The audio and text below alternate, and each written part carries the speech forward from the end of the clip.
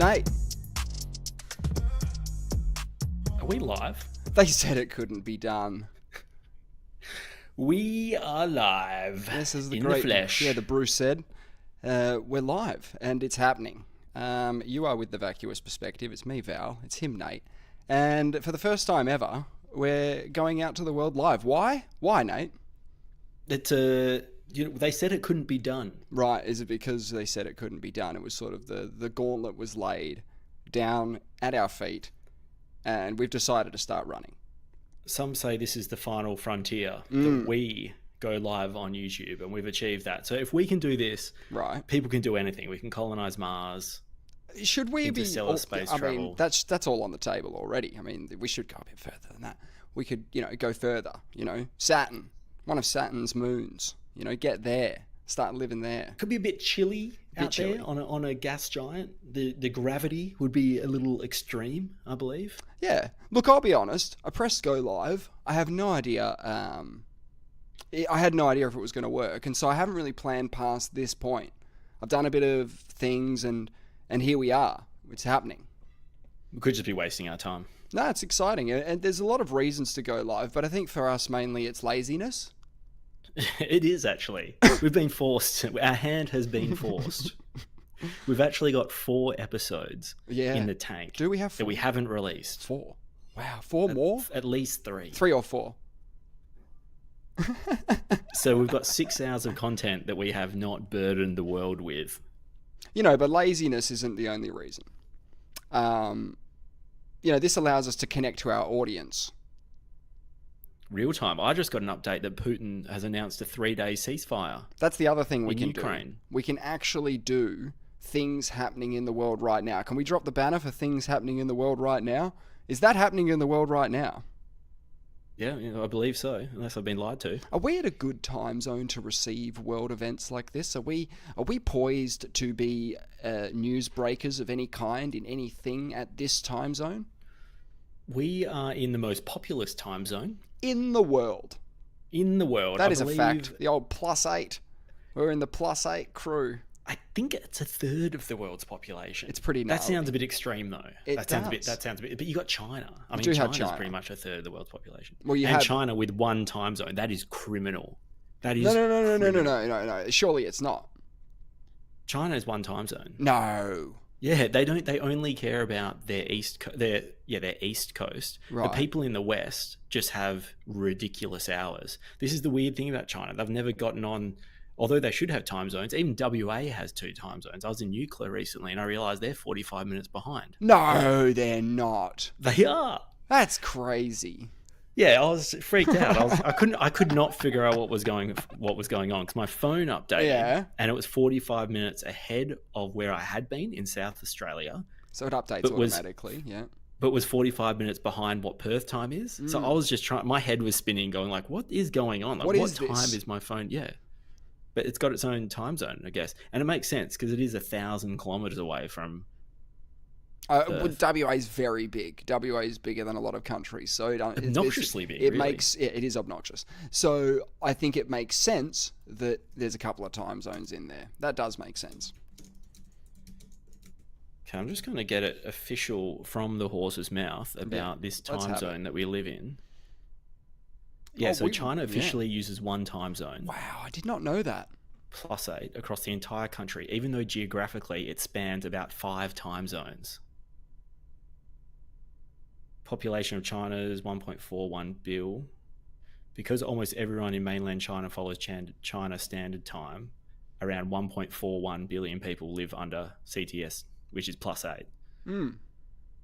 So we've got China, Taiwan, Hong Kong and Macau, all China, apparently. Okay, yes.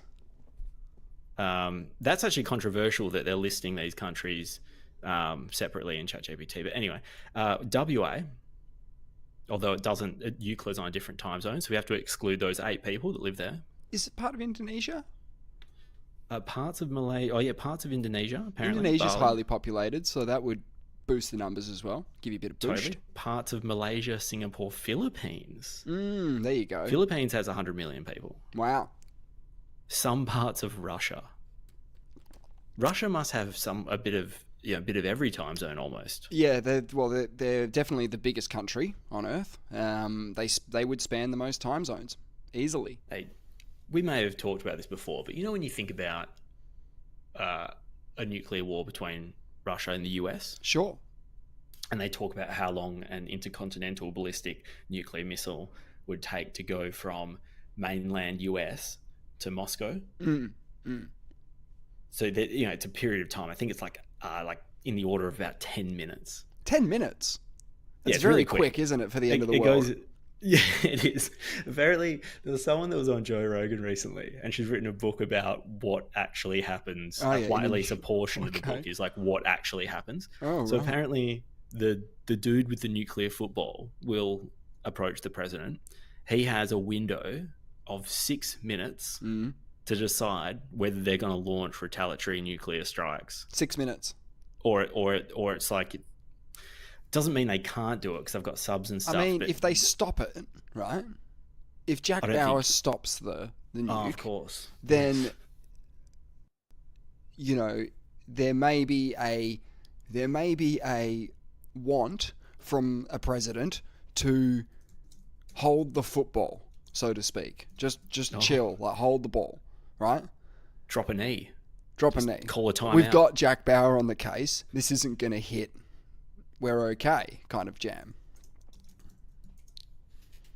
So obviously it's very far away. It's extremely quick because it goes into outer space. It can cover a lot of ground very quickly. But then the weirdest thing I found out is that US and Russia are separated by only 3.8 kilometers. Yeah, you're talking about the Bering Land Bridge. Yeah. You can see it. Yeah, you can see it. You can see it. That was what Palin US and Russia on the other all side. Those years ago. I can see Russia from my front door. It's so preposterous. Just because in my mind they're separated by half the world, and then they're like, no, you can just it's just there. Yeah. I know that it's not Moscow. It's not, obviously it's the east coast of Russia, which is like, no one lives there. Probably like, and it's Alaska on the other side, which is separated in itself from the rest of like mainland US. Yeah, and I'm sure some of mainland US doesn't even think Alaska's like, well, they bought it off the Russians, right? Yeah, I think they bought it off them. A bag of chips and a ham sandwich. They bought it off them. Yeah, whatever they paid for it, it was criminally low. I mean, Russia just must have not wanted it. Like, they would be spewing they gave that away because Alaska's oil rich as anything. Is it? Pretty sure. Well, surely, like, that whole shelf over there in eastern Russia is pretty oil rich as well. You know what I mean? Like, it's... Yeah, they got plenty of oil. Everyone's doing fine, I think. Alaska is extremely rich in minerals.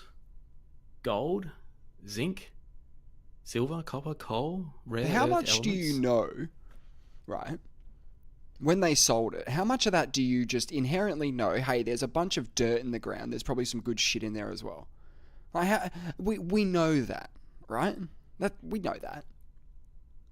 They probably didn't, it was a long time ago, and, minerals, they probably didn't understand the value of minerals, and they didn't know what oil was for starters. I don't think we started, yeah, when did we start Beverly Hill billying the oil out of the deck? When did we start doing that? I'm going to say, we had tanks in World War II, so it was obviously before World War II. Well, there were cars in like 1906 and stuff. Yeah. And they're the trippiest videos. The ones where one of the first videos ever taken is in, I don't know, maybe it's New York or one of those East Coast US cities. And there's those first generation T model Fords, all driven by black drivers, by the way. And right. they have, in New York, right? Passengers, yeah. It's almost seen as, I think, you have a driver. For some reason, you didn't just. Maybe it's hard to drive a car or something. Well, no one. It's everyone's first car. It's the whole world's first car. You think they'd want to drive it though, right? I'd want to drive it. I think it's the same thing. 'Cause my point is, it shares the road. The car shares the road. Yes. With the horse and carts. Yeah, those tires are getting a whole bunch of horse shit on them and.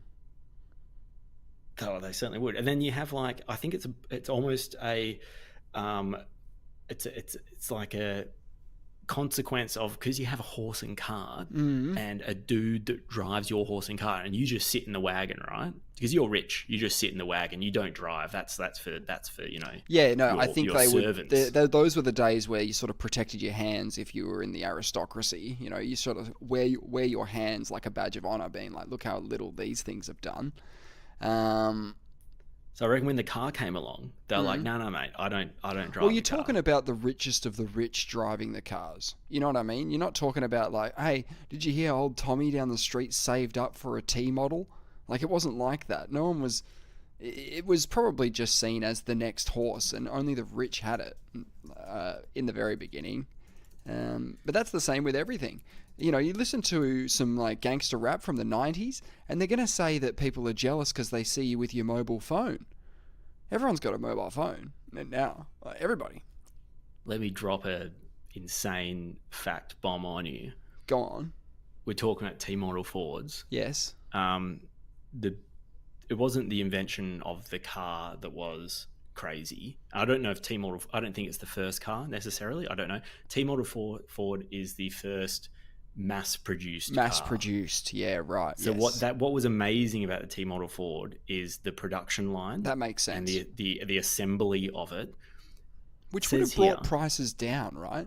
Totally. This is when you say it's only for the aristocracy. Yeah. Yes. But it brings prices down, but at whose benefit? Because if you're the car maker, right, and you make X amount of dollars by selling 100 of them, but if you make 1,000 of them, we have to sell them for half price. So now we're making 10 times the amount of cars. I think we're making money. Plus, we're muscling out everybody else's business because we make more than them, so we can outperform them. Volume sales is always great because you don't need as much margin if you're selling incredible volumes.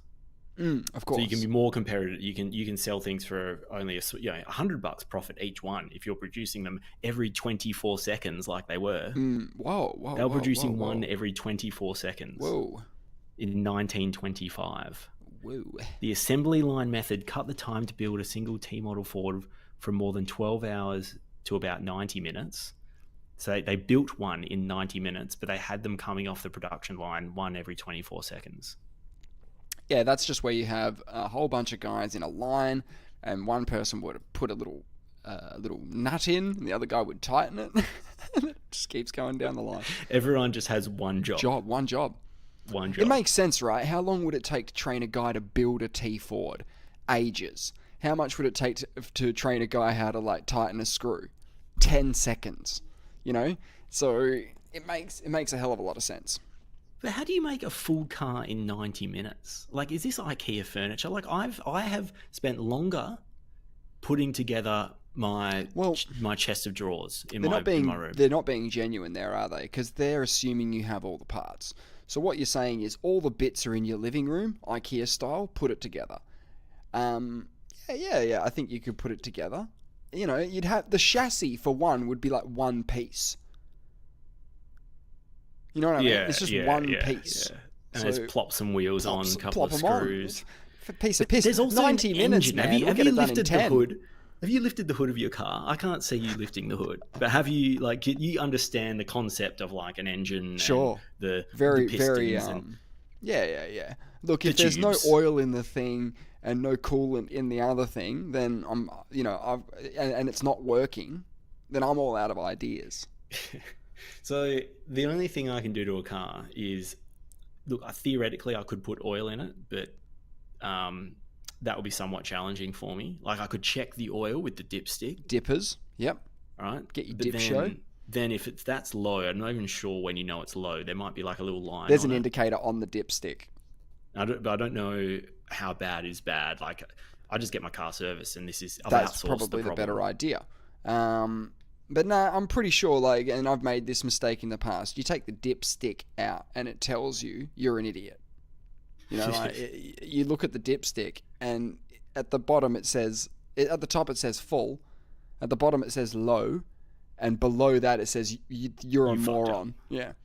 So I went and got some oil and I put it in and I checked again, and now what I didn't know is apparently meant to let it settle first before you go and check your dippers.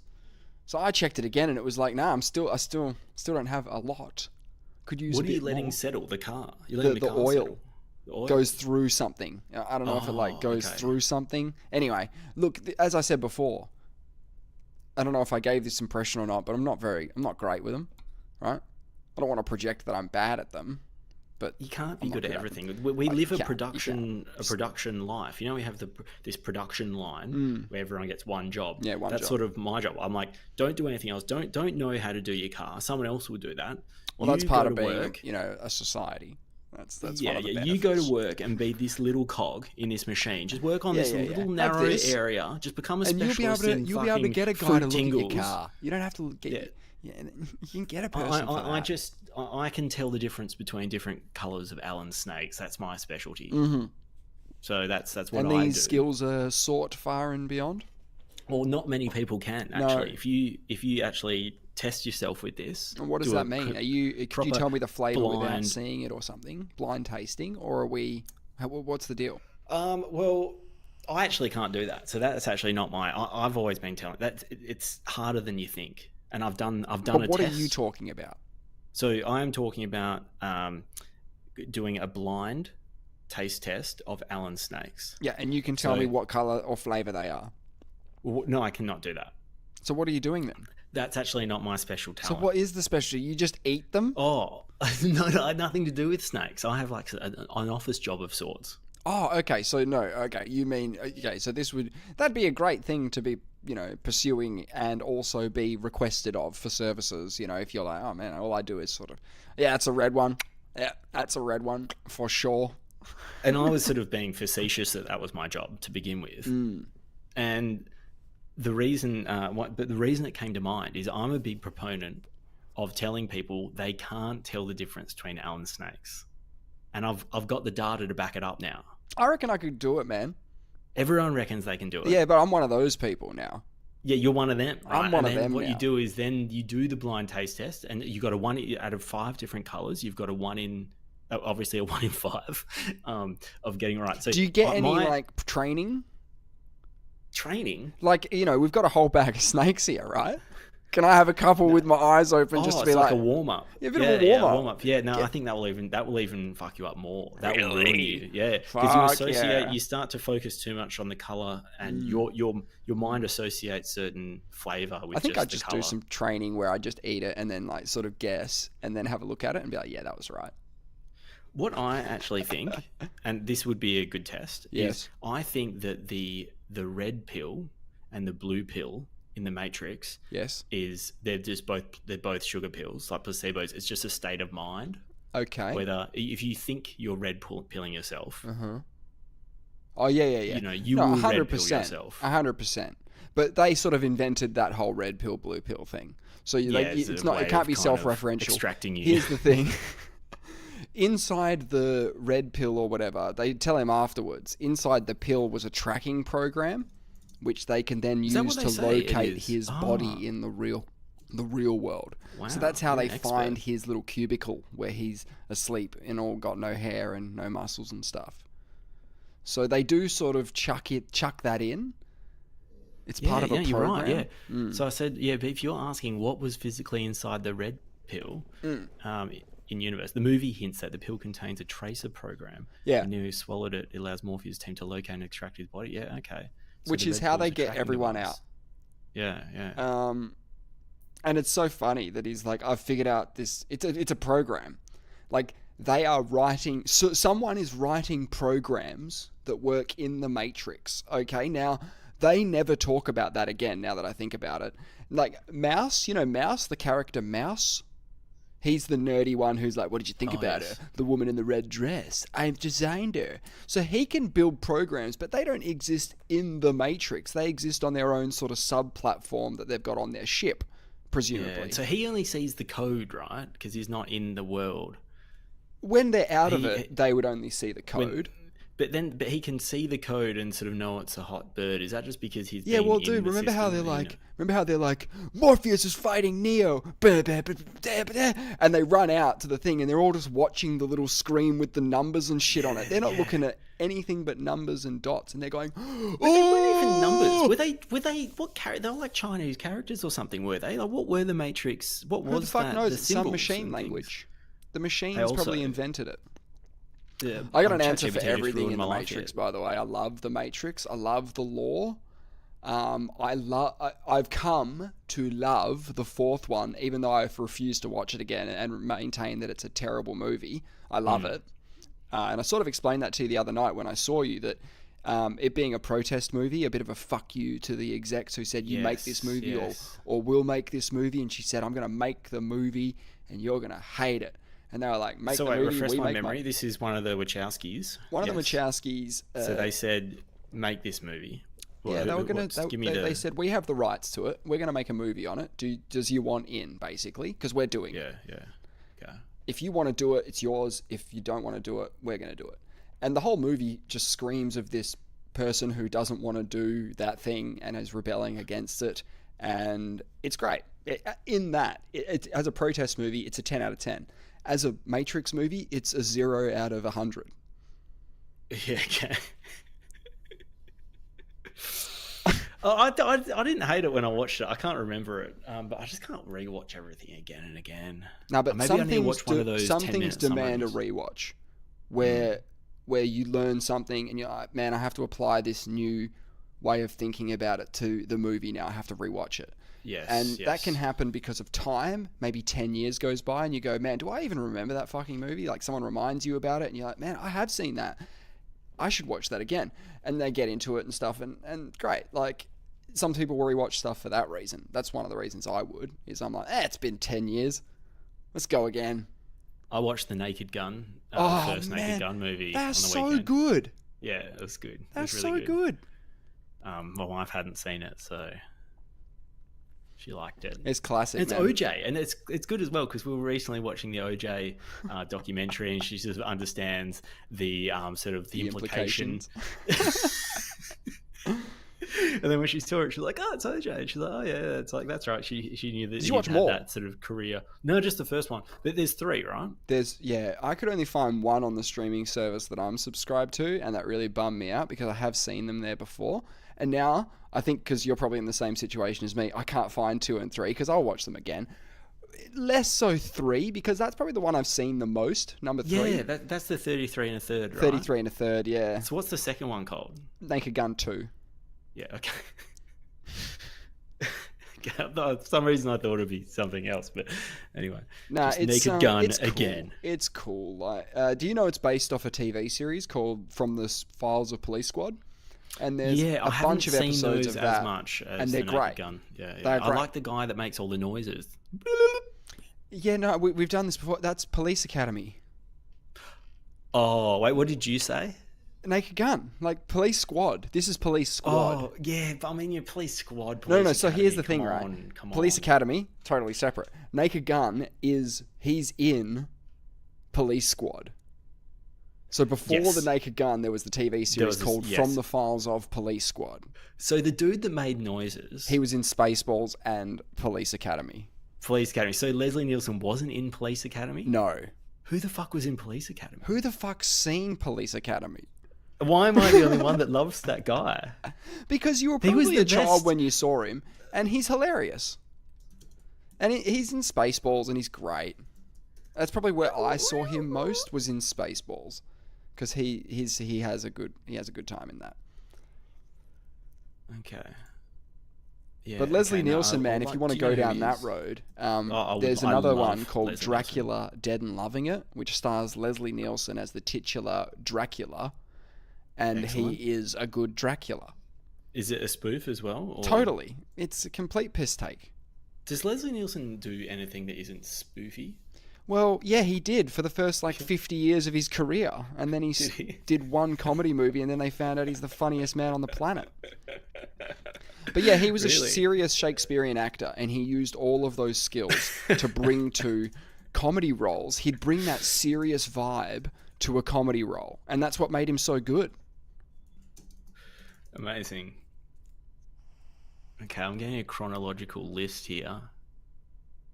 It's going to be all spoofs after the Naked Gun, or all after Police Squad, basically, the whole thing. Okay, 1980s, where he becomes famous for comedy. It's got Airplane first. It's a comedy role. Yeah. Oh, okay. Yeah, So he's the doctor that... he's the doctor in Airplane. Before that, he's I don't know what was good. I don't know what these things are. Forbidden Planet, Ransom, Forbidden Tammy and the Planet's Bachelor. a Shakespeare, but it's a Is it? sci-fi Shakespeare, so it's a modernized take on The Tempest, I think, which is a Shakespeare thing, but it's done in Why space. is Shakespeare like so?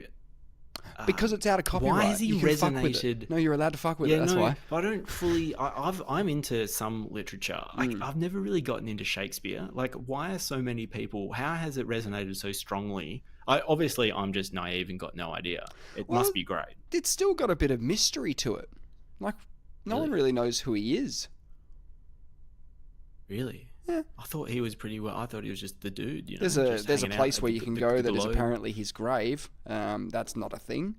There was a rumor that he was part of the royalty and couldn't release it publicly because he wasn't allowed to do the arts. It was sort of a peasant thing, I guess. But yeah, I don't think it's widely agreed that he is is an identified person. Yeah. Okay. He was born in 1564. Yeah.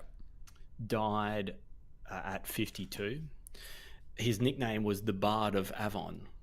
Yeah, what a great name. Well, that's because he was born in Avon. Oh, yeah, straight up. Okay, why he's important. Shakespeare is considered one of the greatest writers in the English language and maybe the greatest playwright ever. He expanded the possibilities of storytelling with complex characters, emotional depth, brilliant wordplay, and timeless themes. Oh, see that? That seems to resonate. So he was just kind of if you can do something that's timeless, you've got it, don't you? It's done the old timeless love, power, routine. jealousy, betrayal, ambition. The Egyptians did all this. The story of Osiris, Isis. Yeah, but there's a difference. That was the original. Yeah. No, incest. if you're talking about storytelling, we can go back further than the Egyptians. You know, we can go back 60,000 years for that. We can go back further. We can go back further. No, but that's... Yeah, no. Can we?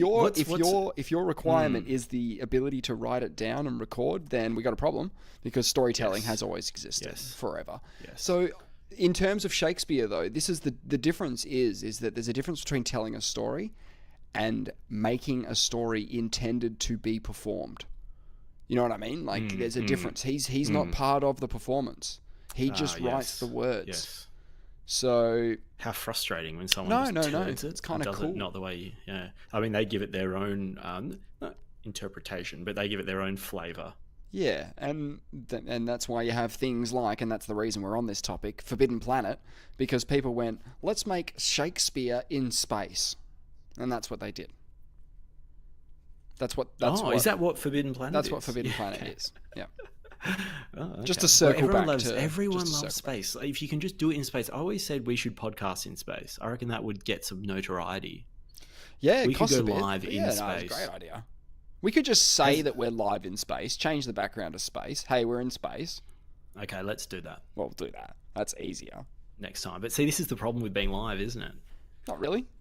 Well, we've sort of lost the upper hand here because now we've released this secret to the world, right? And someone else could come along and steal our idea. And as far as I'm concerned, that's bloody copyright infringement. Yeah, look, I don't think it's gonna progress that far, but let's hope not.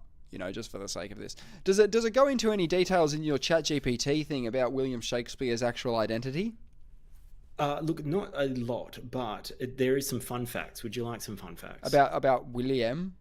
Yes, who may or may not have existed. Yeah, go on. Well, we don't know much about Shakespeare's personal life. Historians call the period after he left Stratford for London the lost years. Wow, what does that mean? Does that mean that after he left, no one was really doing much of that shit? I don't know. It's not very informative. Some conspiracy theories, suggest Shakespeare was, in inverted commas by the way, was a pseudonym for someone else like Francis Bacon or Edward de Vere. I've heard the most Francis scholars Bacon believe one. Yeah. Shakespeare wrote his own works. Okay. Frankie Bacon. Yeah, I've heard that one. Yeah. Who was he?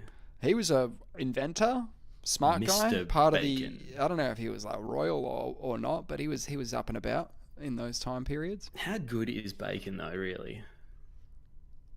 It's amazing. It like even cooking it sounds like applause. Yeah, I'll take it or leave it. I'll put it in a burger. I'll have a burger. Yeah. He probably never travelled much outside England. Most of his foreign settings, in brackets, like Venice or Egypt, bang, close bracket, were based on imagination and books he read. So did he do some Egypt stuff? I didn't know he did Egypt stuff, but quite possibly. I'm not super read on his stuff. I did do a performance of Forbidden Planet in high school. Really? Yeah. Wow. In space. You went to space. Yeah, essentially. It was a bit of fun. So I'm familiar with that sort of play. And I'm familiar with Romeo and Juliet, obviously. Is it even called that? Yeah. I've got a little bit. I know a little bit about Macbeth because there's an old theatre superstition that you're not allowed to say Macbeth in a theatre. It's bad luck. Yeah. You're not allowed to say Macbeth in a theatre? It's just looked down upon. People don't like it. Some people don't like it. Some people don't care. Some people don't care. Some people really hate it. I'm not superstitious. Neither. Right? But I love conspiracies, but I'm not superstitious in the slightest. Like if someone says... The two aren't really linked. No, they're not. Sorry, but like they're both kind of like a bit weird. Anyway, so I did the Rhinos Channel swim 2 months ago, and you know how if you bring bananas on boats, it's supposed to be bad luck or whatever. Oh, is that right? I didn't know that one. Have you not heard that one? So bananas on boats, get them out of here. Chuck them in the ocean. There's a reason for it. They're supposed to be bad luck, but the reason for it is the bananas ripen things quicker. Like if you're near a banana, it gives off like, I don't know, fucking hormones or some shit that the other fruit detects. I'm not a fucking scientist, but isn't that cool? Like, hey man, no, my apple's not really ripe. Oh, give it here for a sec. Let me just rub my banana on it. Boom, have it. When you're on the open ocean for months at a time and fresh food is a premium, and you have this banana rolling around that's just upsetting the apple cart, that's not kosher. Yes, and so that for that reason, bananas on boats. So there's a historical reason why you shouldn't have banana on a boat, but now it's just regarded as bad luck because we don't have much stock on this little boat that we're gonna like over ripen just on that one day that I'm on the water. And I said to them, stop being like, they said this is not a good idea. I was like, no, it's fine. Like, stop being a little baby about it. But the bananas come with me, right? But then one of my crew members got propelled. Yeah. So, I mean, she's okay. She's pretty good now. She's fine. She's in the scheme of things. Yeah. It was about as light on as it could be, but it was still extremely serious. Like she had to go to hospital. There were stitches. Fuck. And I brought that fucking banana on, and now you're backtracking a little bit and thinking, oh my god, the banana. Holy shit. I'm sort of a believer now because I've made that link. I know they're unrelated, but now. Yeah, I know it's all mental, right? But they told me not to bring the banana, and now I have like guilt and regret. Yeah, I don't even know if I ate the banana, to tell you the truth. I just think it was just with me so I could just for safekeeping, like just in case I wanted a banana, I could be like, hey, throw me that banana. Hey, sorry about Shakespeare very quickly. I think I'm becoming a fan. Yeah, because Shakespeare's big connection to Egypt is through a play called Antony and Cleopatra. Oh, okay, cool. Yeah, that makes sense. Which I'd never heard of, but yes. I like Egypt. And well, you know about Cleopatra? Well, I know she was the last pharaoh of Egypt, which is pretty sexy. She was in the last dynasty. Well, she was the pharaoh when Rome basically came in and just... Basically, yeah. Fucked them. She committed suicide because if she fell into the hands of the Romans, it was just not a good look. Not a good look, to say the least. Bloody hell! They were doing not a good look back then. Bloody hell! Things are getting watered down thousands of years ago. It's not obviously a good look. It's not a good look. I mean, she would have been in some big trouble. Really? Because she's obviously sided with Mark Antony. Isn't he Roman? He was Roman. Well, whoever was invading. Well, it could have been the Greeks or the Romans, but one of the. It has to be one or the other. Well, yeah, I actually don't know because who the it was. But anyway, Ptolemaic so dynasty is the Greek dynasty of Egypt.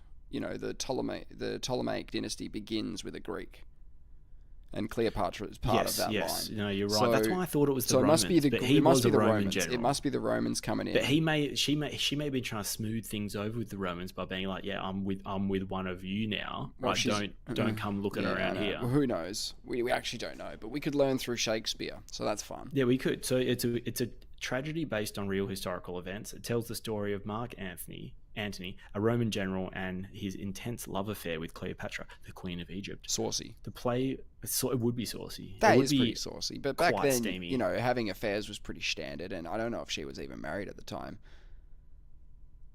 Anyway, moving on. She was hot. The play follows their political and romantic struggles against Rome, especially against Octavius Caesar, who becomes the first emperor of Rome. Badass. I wonder who played Cleopatra in... Well, I suppose it's a play, so it's anyone who wants to. But anyway, Cleopatra is portrayed as charismatic, proud, clever, and dramatic. One of Shakespeare's richest female characters. Richest. Well, Queen of Egypt. You got to be pretty rich. Yeah. I mean, you got to be rolling. You're bowling. If you own own those pyramids, I mean, they're pretty priceless. God. Actually, you're looking at the downfall of Egypt, so it's probably not as rich. But maybe on the scale, like, you know how it's like 5% roughly a year? You know, on the scale, like, you'd want to be the pharaoh at the end, even if your civilization's, like, you know, not going great, because the accumulation over time, it'd still be very well off. Yes. How crazy is that Cleopatra could look back a couple of thousand years? You know what I mean? She's got like a couple of thousand years of history. That's weird. What's insane is, we've talked about this before, but Cleopatra died, by suicide in 30 BC. So that was, just about 2,000 years ago. The pyramids at that stage were at least 3,500. At least 2.5. 2.5 at that stage. So still longer. Still 2,500 years ago. Like, we think Jesus, like 2,000 years ago, we think Jesus was pretty long ago. In the day. Oh yeah, pretty long ago. But we don't even have to say Jesus because we can just say Cleopatra. Caesar, we can just say someone Caesar, who actually, 2,000 years ago. So did Jesus and Caesar overlap? Yeah. That's weird, isn't it? That's why they can. Well, no, it's not weird. Why is that weird? I find the fact that anyone historically that actually existed could have met this fanciful character called Jesus. But you're talking about two different blokes here. One of the blokes is the emperor of the Roman Empire. He's got coins, we've got the coins. He's got documents, we've got the documents. He's got maps, we've got the maps. Jesus, son of a carpenter, sorry man, like, you didn't get a kick in the historical record. To the point where there is no evidence of this dude, like no physical evidence of him whatsoever. But that doesn't mean he didn't exist. Far from it. It just means that because of his, if you read the Bible and if you believed the Bible, then he had humble beginnings as a carpenter's son, even though he was the son of God. So he's not going to have any coins or anything like that. If you read into it, he's from the... Like, you know how there's that big part of the Bible where it says it goes through the lineage of Jesus? It basically starts at Adam and Eve and ends with Jesus, this line of people. And it goes, begets him, begets him, begets him, begets him, begets him. And when they get towards the bottom, about halfway, it's got King David, it's got Solomon, and then it's got a whole bunch of people, and then it's got like Jesus, like Joseph as in his dad, and Jesus. So you could read into that and say, well, he's royal. Obviously a threat to the power structure. The bloodline. Yeah. Like, as a potential sort of Judean king, or whatever you want to call it, they're like, hey, the Romans are not happy with this.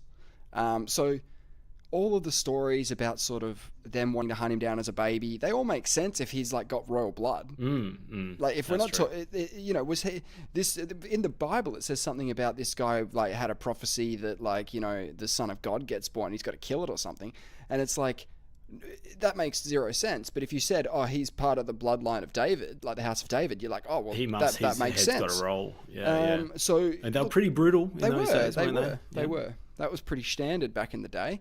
So also, I've got here that Jesus' adult ministry began around AD 27 to 30, and Caesar, the first Roman emperor, ruled from 27 BC to AD 14. So he was only around in Jesus' teenage years before he started. So it would have been the guy who took after him, which was like Tiberius Caesar. Tiberius, yeah. But there you go. The historical figures did exist at the time. Oh, did he choose that name? Is that his real name, Tiberius? Because Caesar's not his real name. Caesar just means Caesar emperor. Augustus. Yeah, okay. And then, so Caesar Augustus was his dad, which is Caesar. And then Tiberius Caesar was Augustus's stepson. Wait a sec. Caesar gets murdered by like most of his friends in the back, gets stabbed.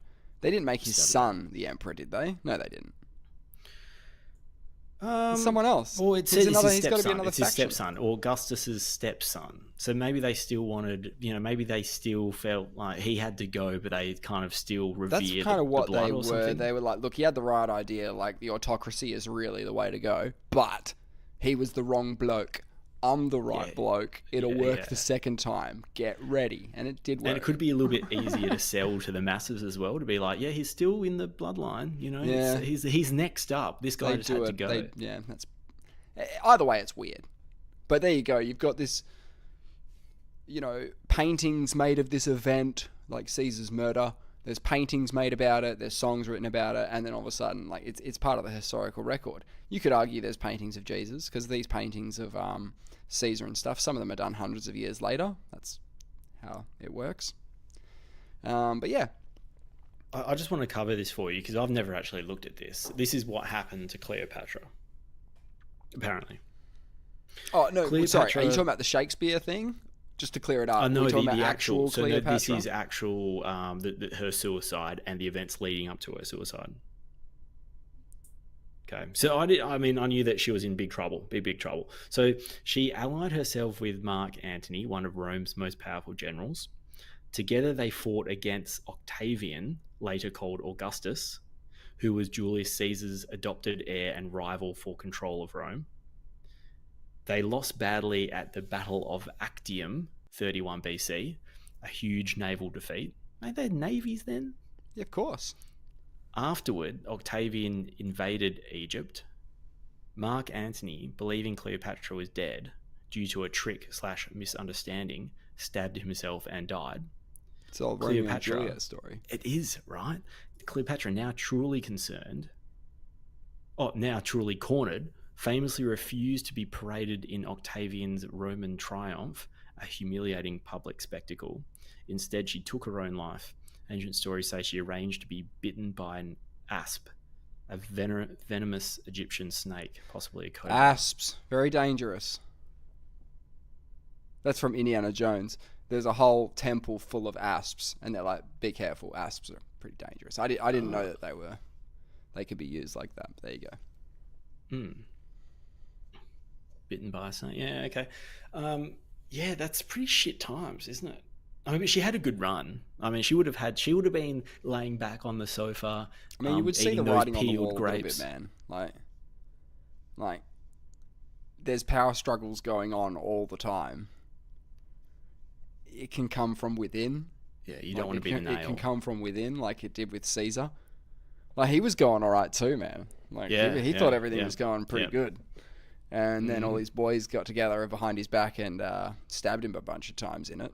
So, speaking of power struggles, we have an election on Saturday. We do have an election on Saturday. Did you tune into any of the debates? No, I didn't. And I can't stand the political advertising. Oh, okay. I can't make it. I can't make it to Saturday. Oh, yeah. Look, it's pretty heavy, I guess. I haven't really seen anything, but that's just me. Haven't seen any political ads. I hear Dutton lost the latest debate. That's what they do is the last debate was on Channel 7 yesterday, and what they do is they give everyone in the audience a little buzzer which sort of says Dutton or Albo, And on any issue, they'll be asked at the end of that topic of discussion to vote on who you think had the better ideas or whatever. On the whole, because they're meant to be like undecided voters in there, like 61 or whatever, undecided voters. I don't know how many there were. But yeah, they voted more or less in favour of Albo on most things. There was a couple of like what you would call like draws in regards to like housing and things like that. It was pretty much a draw. But so they tell you. They tell you who won each issue. You get all the you get every topic and how they voted, which is pretty good. Really, it's good coverage. Did they talk about the Dutton's nuclear policy? They would have brought it up. Yeah, I love nuclear and I think it's horrible. But what do I know? I think that's just the worst idea. I think we're going to have a minority government. Like, Labor are probably going to retain, right? Which is, most jurisdictions have flipped of late in any election in the last year or so. That's true. Like, but the majority of these. Most pundits, and I'm not one of them, are saying that it's almost impossible for Dutton to win. And it's more about whether or not Labor can form government or in their own right or have a minority government. So, it'll either be a few years where things can happen or a few years where not much is going to happen. Not much is going to happen, Which, I don't think is a great outcome, personally. But hey. Yeah, I mean, part of me is like, it's kind of good you can't do anything. But I was like, no, sometimes you need to do things to move forward. So on energy, though, I think that,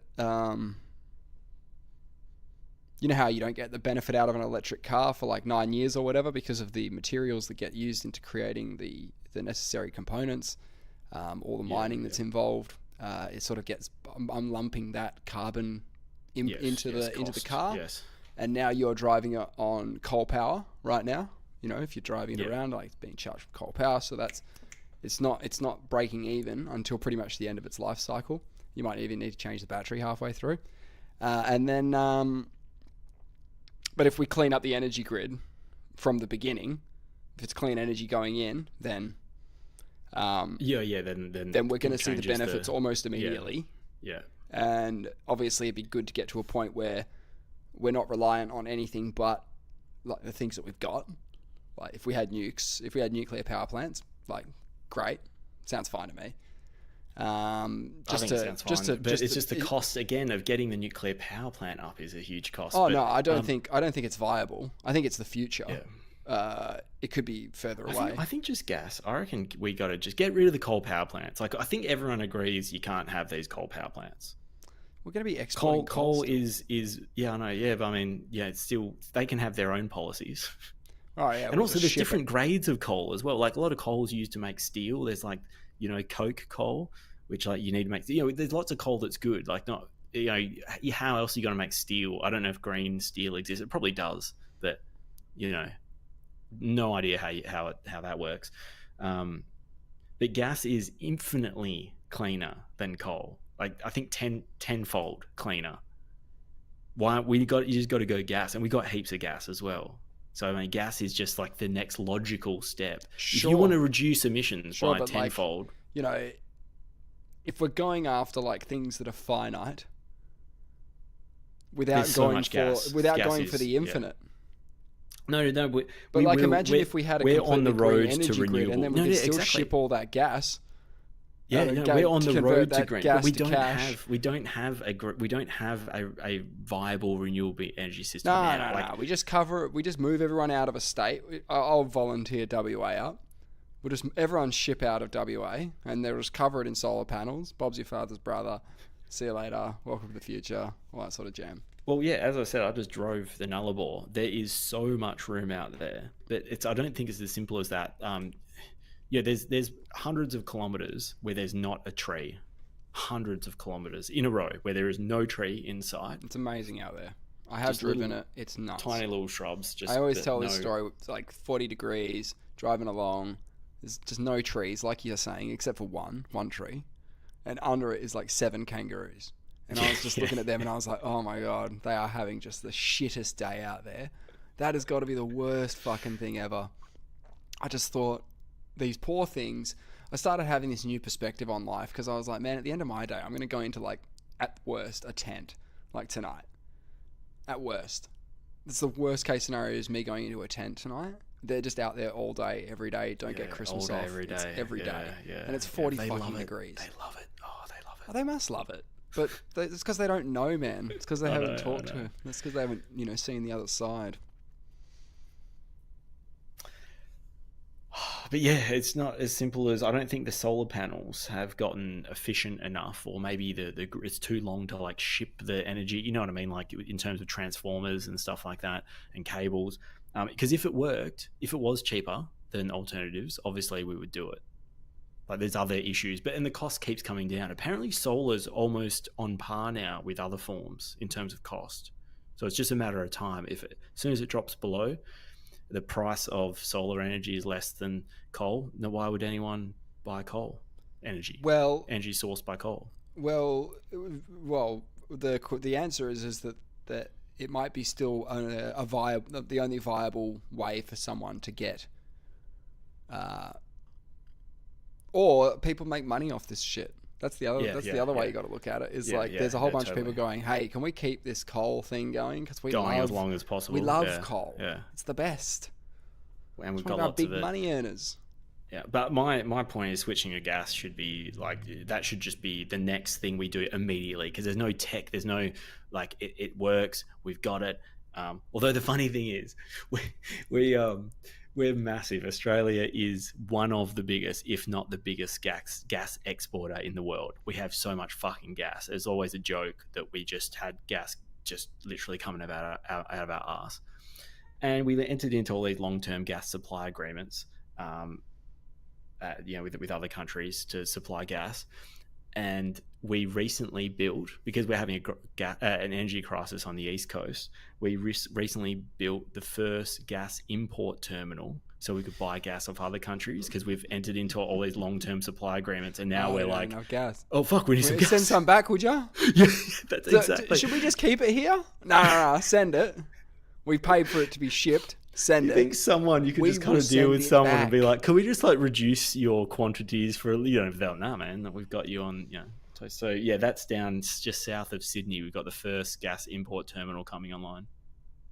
And that's 10 years ago, or even 5 years ago, that was laughable. The fact we would even have a gas import terminal is just, just a complete joke. Actually, WA's got some interesting gas laws. I won't bore you with this too much, but they require gas producers to supply the market with a certain amount. So yes. It's like, yes, that's it's a like 20 or 30% in the last sort of 16 to 18 months. Yeah, and it guarantees supply. Yeah, it's good. I like it. It seems they're doing that on a national logical. level. Yeah, probably because we've run out. They're probably going to do that on a national level. Yeah. So the Pope died. We've had some things that have happened. Yeah. They're doing their little, smoke ceremony and stuff. They've done their little white smoke stuff. He's on display. Is he? He was on display out in one of the basilicas. The big one. What's the big one? Paul's? Paul's is a big one. Yeah, St. Paul's Basilica. There. So he's going to be the first Pope in 100 years to not be buried there. He's going to get buried down the road in Rome. Oh. Yeah, why is that? He likes that church. He's a big fan of it, so he thought his corpse should fashion it. I don't know. I actually don't know why. I hear it's a big who's who. All the big wigs are, flying in for the. I didn't watch any of it. Yeah, no, it's big, isn't it? I haven't seen any of it either. But he was pretty popular. Hey, it seems. Yeah, I don't really follow the Pope, but he seemed actually quite popular, because some of them. Was he quite progressive? I assume so. He was. Well, he was taking over from a guy who actually stepped down, didn't die. Pretty epic move from a Pope, just to not die. But he did it. That was Benedict. And then he gave it to Francis. Well, he didn't give it. What am I talking about? They have the big meeting of all the cardinals, the election, and they vote on it. Yeah, it's not like he goes, I dub thee Pope Francis. Do you reckon they do it like a Survivor thing, where they all put their name, Pope Francis, and they put it into a pot or something? I was fascinated by this. Apparently there are laws about you're not allowed to lobby other cardinals and be like, hey, I really want this. You're not allowed to. You can't chat. You can't even chat about it. See, that's the thing. Like, you can't chat formally, but if you want to have them all over for dinner and have a yarn and go, oi boys, vote me, then I don't know if they can stop you. But I think there'd be a bit of that. I heard about some, like, little meetings going on around the Vatican. So you put your hand up, do you? Or do the congregation, whatever you call it, that sort of clandestine mob, do they all just sort of nominate you? Do they go, mate, you're the holiest one of us all. We can see it in your eyes. Look, the church sort of already has a hierarchy system, right? So there would be some high-ranking cardinals sitting amongst them who have done official jobs in the sort of White House of the Roman Catholic Church, the Holy in the Vatican, See. And the Holy See, and they might live there, they might run the accounts section, I don't know, and they might be best poised to be the next guy. Do they know how to use the telephone? Have they been introduced how to use the God telephone? To the God telephone, yes. You don't. No. When you walk in, first day, bit of insider knowledge here. When you walk in, the phone's just there. You still got to pick it up. So it's actual like it's a direct line. Direct line. Yeah. So no mobile. God hasn't sort of upgraded to. No, he's a bit of an old school guy. Because I would have thought it's just you get God's number and you put it in your phone. Pop it in. No, but then you get, can't have God's phone number leak.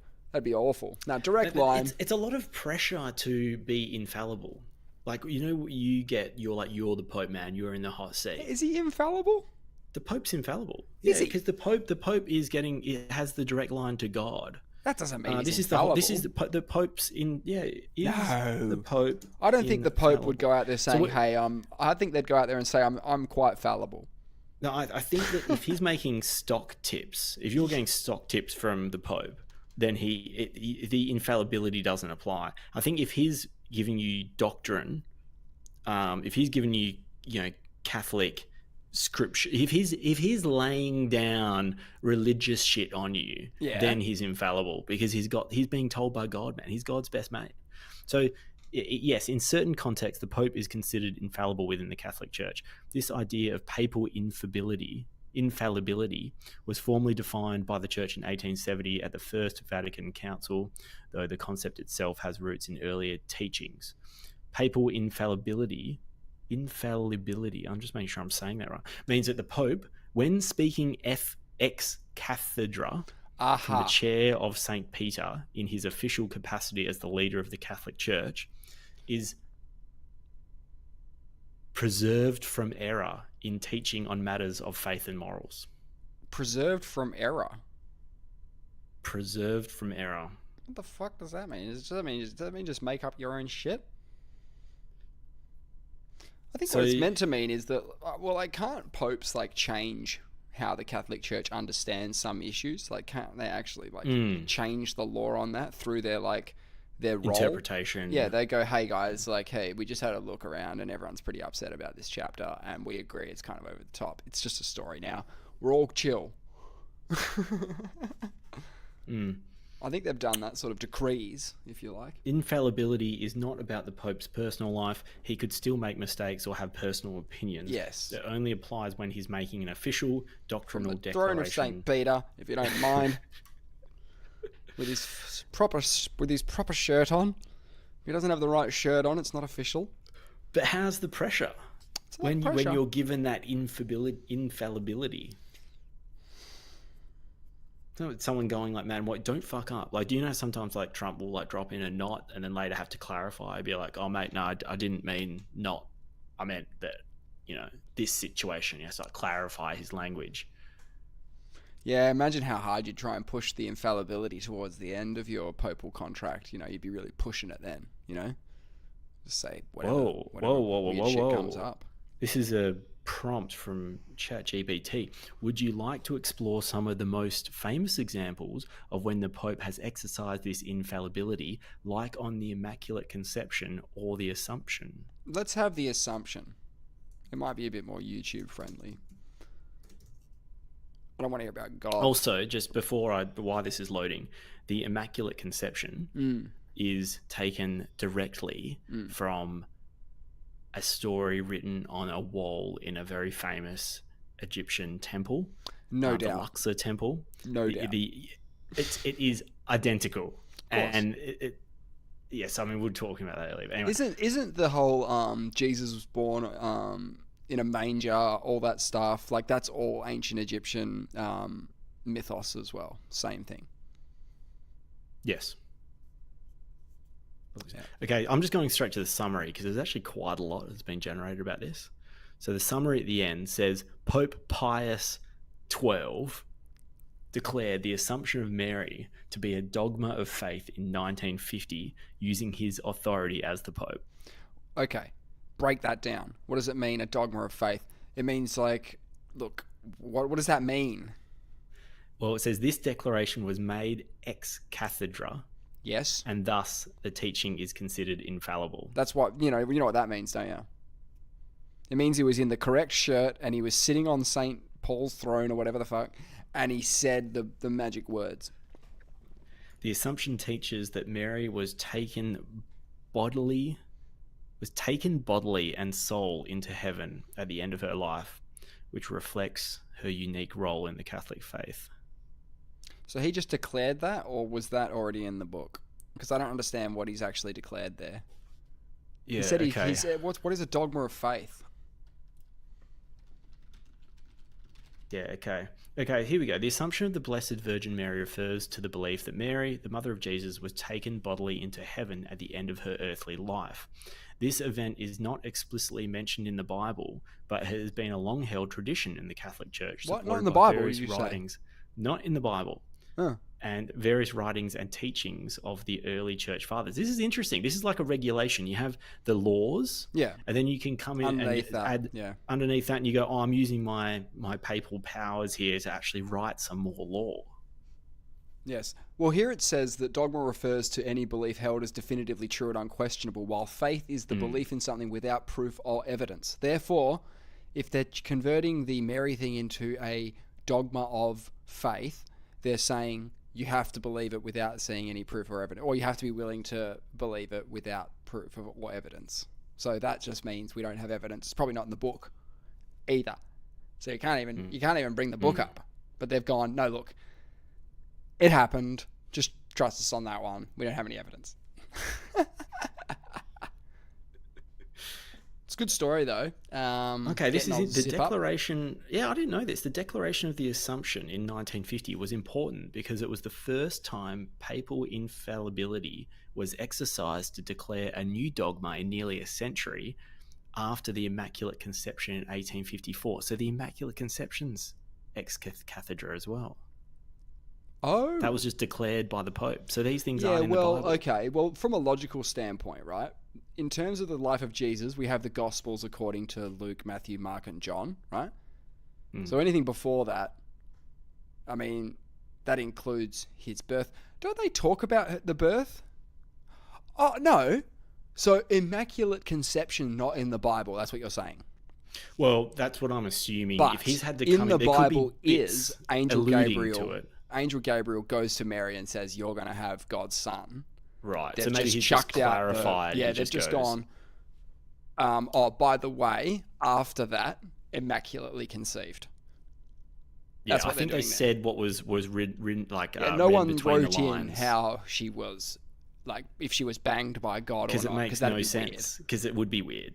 Well, it is would weird. Be really weird. But it is weird. How do you actually put that into? It is very weird. It's so weird. I've done it. But, I've put it into words before. Like, God wants to, live for a bit as your son. In he the just wants earthly to, realm. He wants to come down. He wants to spawn in. He's had a gutful watching from the sidelines. He wants to have a crack. He wants an avatar to play with as, and he wants to get the full life experience. He wants to be a child. He wants to grow up, and he wants to die. He wants to do the full shizzo. So he's logging in as Jesus. That's his username. And he's going to play 33 years minimum. He's going to go for it. And then he went around saying, "I'm the son of God," when in actual fact, he just is God.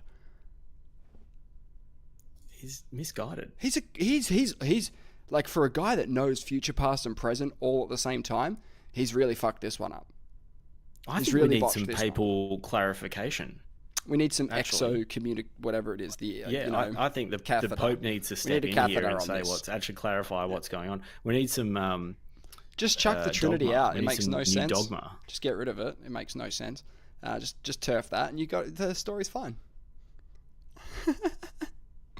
Well, it actually reminds me of. Do you know much about? Have you heard of Enoch? Oh yeah, the Book of Enoch. Well, the Book of Enoch isn't. Again, this isn't. It's a non-gospel scripture. It's a non-canonical gospel. It's recognized by like some sects of Christianity, but most of them, the King James. It's not part of the King James. Correct. Bible. But that just means that a bunch of dudes decided they didn't want it in the book. It's not going in the book. Exactly. And there is a book. There is the Book of Enoch, which you mentioned, which is part of the not Dead Sea considered Scrolls. Canonical. It is. But in the Bible, Enoch is mentioned in the Bible. He's like the great grandfather of Noah, I think it is. He only lived for. So when how you said that it starts off with Adam and Eve, and X begot Y and Y begot Z. So well, Genesis essentially has a bunch of characters that's working its way through. Starting with Adam and Eve. But Enoch spoilers, is mentioned. they're all going to die. This is where we need some Pope. Enoch, most of them live to like 800 to 900 years. Yes. Enoch only lives for 365 years, which is a solar reference. Did he go to heaven, body and soul? Well, it doesn't say he died. It says he walked with God. So he went up in the sky. Yeah. So Genesis 5:24 says Enoch walked with God. Then he was no more because God took him away. Yes. So this has been interpreted as Enoch not experiencing death, but being taken by God directly to heaven. He got assumpted. Yeah. But then the Book of Enoch, which goes into his how visions. he becomes the Archangel Metatron. Is that what it goes Enoch into? Becomes. That's what Metatron's cube and stuff. How did someone find out that he became Metatron? Like, who the fuck wrote that down? He didn't write that down. So that's in the Book of Enoch. But he didn't write it then. Well, who knows who writes these things? Yeah, but I thought he wrote it. I thought that was the whole point. So what's this I've got the Book of Enoch printed off. I haven't read it yet. The Metatron, he's one of the messengers of God, right? Yes. He got that gig when? Around Enoch's death? Around Enoch's so-called disappearance. Yeah, he got assumpted. He got a gig. Evolved from like Charizard into Charmeleon, but from in this case Enoch into Archangel. Metatron. It's badass. And then what is the sexiest thing about this whole situation? Right? About this guy that's getting assumpted early. Firstly, maybe he was already an angel to begin with. Have we ever thought about that? I mean, in Genesis, you got angels kicking around on Earth, banging all the chicks and stuff. Maybe Enoch was like, hey, I'm coming back. He could have been, but he's dealt with differently because it goes like X lived to 980 and died. Y lived to 960 and died. They all died in Enoch Yoda years. Walked with God. He got to 365. But walking with God could be taken as a literal he died. If you said he walked with God, that language isn't used for the others. Sure. So everyone else is certain languages they all died, but this guy got to walk with He walked with God, and then you have this non-canonical text that talks about what actually happened to him when he got assumpted and became Metatron. And then you've got Metatron's cube is like this thing. It's like a collection of circles that are all it's like 7 circles. You start with one circle, and then you do a circle of equal size just around it. If you join the center of all those dots, it actually is the 5 platonic solids. You know, like Lisa in The Simpsons talks about like the dodecahedron and all those things. There's five of those where they all have the same shape on their face, and they tessellate, and it becomes like a 3-dimensional structure. All of those you get from joining the dots like of those circles into Metatron's cube, and that's called like Metatron's cube actually has like all of those. But Metatron's cube is pulling on the Metatron inspiration. It's not about an archangel. They've called it Metatron's cube because obviously they're referring to it being like angelic from God kind of thing. You know, like exactly. They're trying to attach it to some sort of spiritual, mystical thing. Maths is higher knowledge type. Maths is a good way to go about it, I reckon. Yeah, tetrahedron. If God exists, science is the octahedron. best chance to find it. If God exists, science has the I best do chance like the to overlap. I do like those really cool mathematical quirks that suggest something is awry.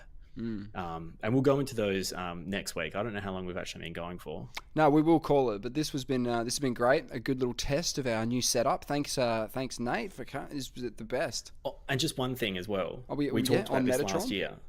It's actually on Jack Crisp, an actual person that lives, is he an AFL plays for player? Collingwood.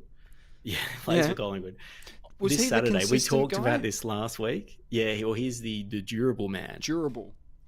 Because he plays his, I think it's 245th game consecutively. Which is an all-time record? All-time record. So he drew it last week. He'll make 250. Yeah, he could go 300. That'd be unbreakable, that record. This is more than 7 years. This is absurd. And just remind the folks, where does he play on the ground? Mainly in the middle, but he How can does really he go do anywhere. that? Yeah, mainly in the middle. How does he do that? These days, he kind of just plays wherever they need him. They've got to protect him a little bit because he's on this streak. Because I actually think He's going out there trying to break his legs. Yeah, I'm surprised someone hasn't just lined him up. I actually think availability is the best. Is the best ability. There's a sort of it's a good one. It's a good cliche. Yeah. Because I love LeBron as well. People lose their mind over Jordan being like the GOAT, and I'm like, yeah, okay, all right. Jordan had better accomplishments in a shorter time, so he's probably a better basketballer. I don't really care about that, but there's multiple ways you can look at this. There's also a guy who is number one in scoring, number one in rebounds. Yeah, he's just, his career has, I'm not saying he's, firstly, Jordan gave up on basketball. I mean, that's something to be said. Yeah, he went and played baseball for a while. I mean, how you that's just one, was he just sick of being the best? Yeah, maybe. But it's a different way of LeBron's commitment and durability. It has been is unmatched. It's unrivaled. And he's playing with his son, first time ever. NBA players of father-son combo. It's pretty wild. Pretty I love every Bronny highlight I see. Every single one. He's actually getting slightly better. He's still the awesome. Worst NBA player. If I just watch the reels on my phone, in Instagram reels of Bronny, he's always jailing shit, man. Yeah, he's just smashing it. Yeah, if you put together all these highlights into I need to go with the lowlights package. I need to go fire up the lowlights package again. I need to see those. But thanks for tuning in. We'll do this again. See you next time. Boy.